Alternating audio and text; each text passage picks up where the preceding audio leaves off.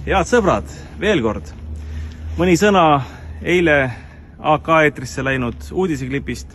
Minuga tehti põhjalik pikk intervjuu, aga sisse läksid ainult mõned hädised mõttetud laused, mida nad olid kontekstist välja lõiganud. Ja kõige hullem on see, et Finantsinspektsioon ei ole aumeeste tasemel. Seal on tegelikult mitte aumehed. Sest nad tõid välja sellise asja, et justkui hoiulaenuühistu ja hoiulaenuühistu maksekeskuse ühisarveldus, et rahakott oleks segamini. See ei ole õige. Sest esiteks, jah, nad on teinud selle kohase ettekirjutuse. Me täitsime selle ettekirjutuse. Me täielikult ei nõustunud sellega, aga me siiski täitsime. Punkt 1 on täidetud. Miks seda välja tuua? Seda probleemi isegi teoreetiliselt ei eksisteeri enam. Teiseks, see nii-öelda probleem oli tuhandetes eurodes arusaamatus, aga maksekeskuse käibemahud, maksete mahud on 150 miljonit aastas, nii et see on 0,000%, nii et statistiliselt öeldakse, et see on mitte oluline. Ja seda välja tuua meedias, meedia ei ole ju kohtuinstants, meil on kohtuvaidlus pooleli Finantsinspektsiooniga, me oleme saanud esmase õiguskaitse. Need otsused tegelikult isegi ei kehti õiguskaitse kehtimise ajaks, meil on kohtuvaidlus pooleli.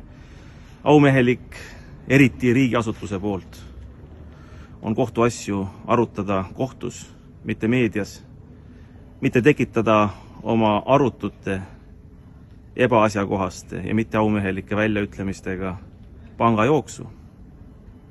See on kuritegu Eesti inimeste vastu. Just nimelt kuritegu. Pangajooksu tekitamine on kuritegu. Ja nüüd head inimesed, mina Tartu Hoiulaenuühistu juhatuse esimehena ja minu kaastöölised, me oleme hoiulaenuühistu alt aidanud sadu ja tuhandeid Eesti inimesi ja Eesti ettevõtteid. Te maadlete täpselt samasuguste probleemidega, riigi omavoliga, kes ühes valdkonnas, kes teises valdkonnas. Me ei saa taluda enam seda. Me ei saa taluda, kui riik tegeleb oma kodanike suhtes omavoliga. Täna tühistatakse Tartu Hoiulaenuühistut. Esiteks ma ütlen, liikmed, ärge laske seda teha. Te ei ole lambad. Te ei pea jooksma nagu lambad sinna, kuhu riigi kurjategijad näitavad. Ja teiseks, pöörake oma sõjariistad. Ma ei räägi püssidest. Ma räägin kodaniku õigustest. Pöörake oma kodaniku õigused omavolitsevate riigistruktuuride vastu. Nõudke parlamendi liikmetelt, et riigiasutused oleksid oma pädevuse ja oma ülesannete kõrgusel. Et nad lõpetaksid Eesti Vabariigi, Eesti rahva ja Eesti ettevõtluse kahjustamise. Ja mina ja Tartu Hoiulaenuühistu oleme teie taga selles võitluses, kui teie olete minu ja Tartu Hoiulaenuühistu taga.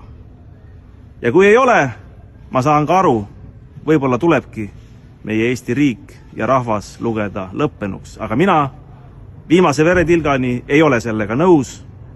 Eesti riik on meie eestlaste oma ja me peame oma tegudega näitama, et me väärime eestlase austavat nimetust.